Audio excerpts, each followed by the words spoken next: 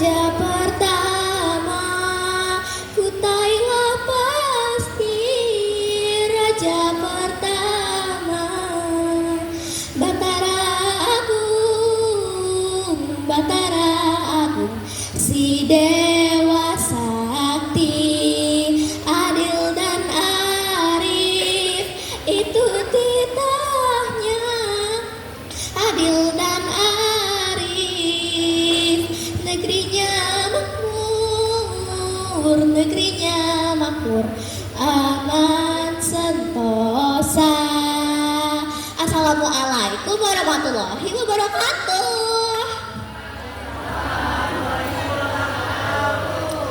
Burung elang terbang melayang berseri-seri di atas sungai Mahakam yang tenang warni. Saya Aurelia Zahra Putri, penutur kisah hari ini. Halo Dewan Juri, kakak-kakak, dan teman-teman semua. Bagaimana kabarnya hari ini?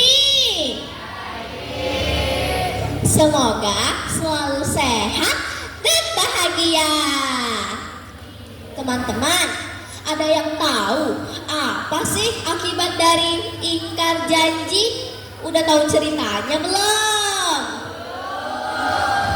Sini Aurel ceritakan lewat cerita dari buku Kumpulan Cerita Rakyat Kalimantan Timur karya Bayu Aji Nugroho dan Tias Ainun Kinanti, Legenda Asal Usul Orang Basak.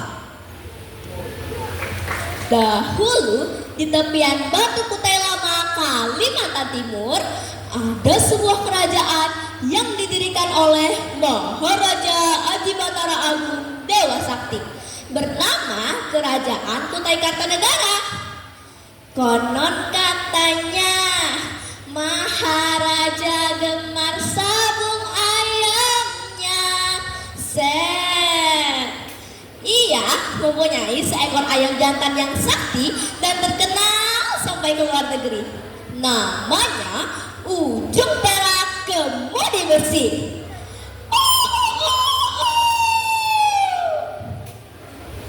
Kabar ini pun sampai ke negeri Cina.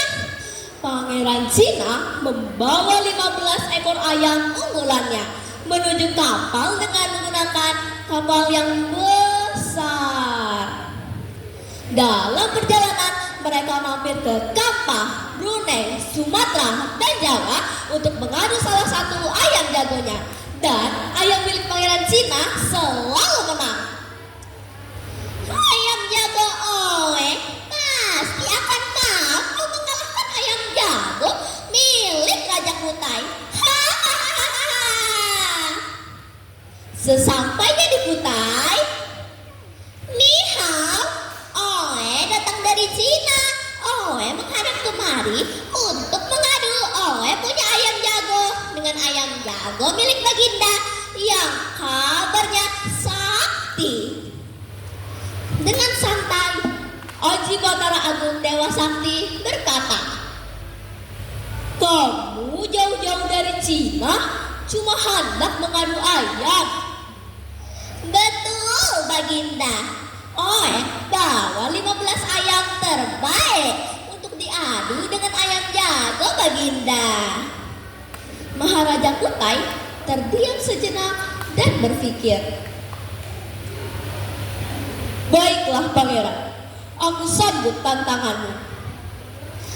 "Oe punya ayam jago akan diadu dengan ayam jago Baginda setiap hari. Taruhan setiap ekor ayam Oe 100 bungkal emas sebesar lutut dan sebutir berlian sebesar telur merpati." "Baiklah, aku setuju. Kita mulai besok." Keesokan harinya, kedua ayam jago segera dilepaskan ke arena. Ayam milik Pangeran Cina mulai menyerang dengan beringas. "Ya, ya, tuk, tuk, tuk. Hanya, aku sudah mulai kelelahan. Bagaimana ini?" Saatnya dengan sekali serang, tuk, tuk, ayam jago milik Pangeran Cina pun tewas terkena taji dari ujung perak ke mudi besi. Hidup ujung perak kemudi besi. Hidup Maharaja Kutai. Demikian seterusnya hingga hari ke-14. Ayam jago milik Pangeran Cina sisa 1 ekor. Taruhan milik pangeran dah habis. Maharaja Kutai berbalik menantang. Gimana nih pangeran? Apakah pertarungan ini akan kita lanjutkan? Iya Baginda, Oe akan mempertaruhkan Oe punya kapal dan seluruh isinya. Tapi Oe harap Baginda mau mempertaruhkan kerajaan beserta isinya. Raja Kutai terhenyak. Tiba-tiba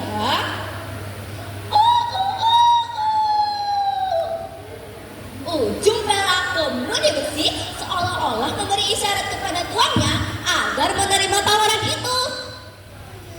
Baiklah pangeran, aku terima tawaranmu. Tapi ingatlah pangeran, janganlah kau sekali-kali mengingkari janji. Pertarungan terakhir itu pun dimulai. Kedua ayam jago segera dilepaskan ke arena. Pertarungan kali ini semakin sengit. Ya, tuk tuk tuk. Hanya pertarungan ini sudah berlangsung lama. Aku sudah mulai lelah. Saatnya.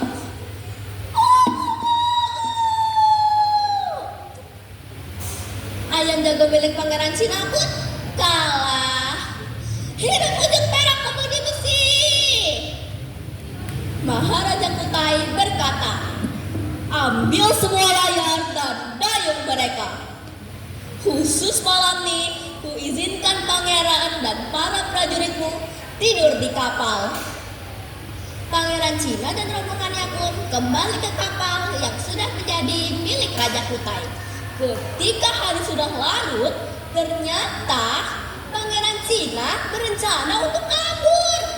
Sang juru masak Pangeran Cina memberi ide untuk menjahit layar yang robek. Bahkan mereka juga membuat dayung di sebuah bukit. Keesokan harinya mereka pun selesai menjahit layar yang robek. Konon katanya tempat itu sekarang namanya Gunung Jahitan Layar. Pada malam harinya Pangeran Cina pun kabur. Tentu saja prajurit Maharaja Kutai yang mengetahui hal itu melapor. Ampun Baginda, Pangeran Cina telah mengkhianati kita. Mereka pergi membawa kapal itu. Kita harus segera mengejarnya.